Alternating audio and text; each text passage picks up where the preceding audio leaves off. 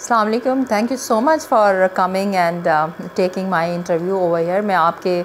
जो observer channel है उसका मैं बहुत ग्रेटफुल हूँ कि उन्होंने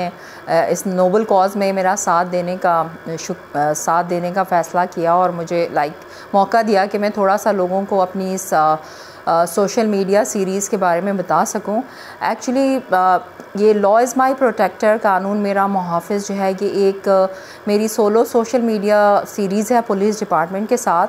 और इसका मकसद है सबसे बड़ा औरतों को इंसाफ दिलाना। और इसमें ये होगा कि जो प्लेटफॉर्म जो हमने इनको प्रोवाइड किया है, लॉ इज़ माई प्रोटेक्टर का जो फेसबुक पेज है या ट्विटर है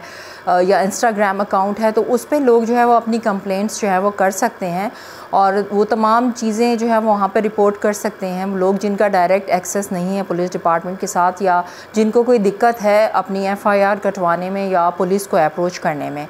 तो ये इनिशिएटिव मैंने कोविड-19 में लिया था, बिकॉज़ आपको सब लोगों को पता है कि एक ऐसा पैंडेमिक आ गया कि जिसकी वजह से पूरी दुनिया ही परेशान हो गई थी, और पाकिस्तान ऑफ कोर्स इसका इफ़ेक्ट पाकिस्तान पे भी हुआ क्योंकि पाकिस्तान तीसरे नंबर पे था।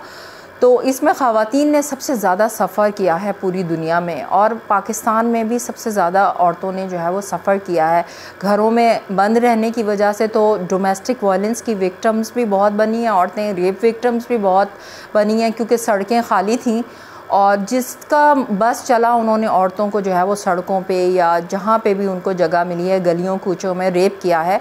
और बहुत सारे केसेस जो है वो रिपोर्ट नहीं हुए हैं। तो मेरे पास भी एक ऐसा ही केस आया कोविड-19 में, और उसमें ये हुआ कि एक ख़ातून की बच्ची का रेप हो गया था। उनके घर में उनके अंकल ने किया,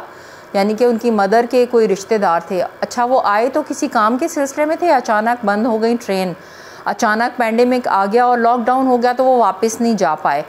तो उन्होंने उस बच्ची का रेप किया। जब वो थाने पहुंची तो ज़ाहिर है पुलिस जो है वो बिज़ी थी कोरोना फाइटिंग में, तमाम हमारी फोर्सेस जो हैं वो कोरोना से लड़ रही थी, लॉकडाउन करवाने में बिज़ी थी, तो कुछ इस तरह से वो वाला केस अटेंड नहीं हुआ, और उस बच्ची को फोर्सिबली उन्हीं अंकल के साथ उसी घर में उनके साथ रहना पड़ा। तो ये बहुत बड़ा जुल्म था। खैर, जब मेरे पास आई तो मैंने उनको पूरा इंसाफ दिलाया और सब कुछ उनकी मैंने मदद की।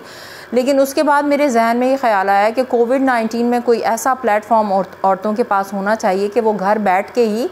अपना जो है वो शिकायत जो है वो सोशल मीडिया पे कर सकें, या जिन औरतों के पास स्मार्टफ़ोन नहीं है तो अगर वो किन्हीं घरों में काम करती हैं, पड़ोस में या कहीं पे भी, वो जिनके पास स्मार्टफ़ोन है उनसे रिक्वेस्ट करके वो अपनी कंप्लेंट जो है वो हम तक पहुँचाएँ।